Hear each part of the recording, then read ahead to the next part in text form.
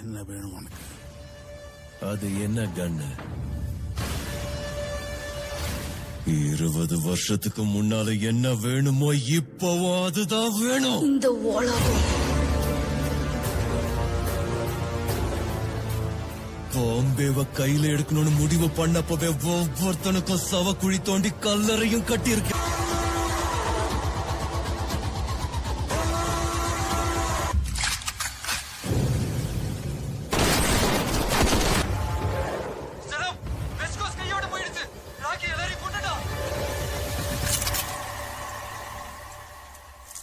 கலாஷ்னிகாவ். என்ன வேணும் உனக்கு? அது என்ன கண்ணு? 20 வருஷத்துக்கு முன்னால என்ன வேணுமோ இப்பவும் அதுதான் வேணும். இந்த உலகம்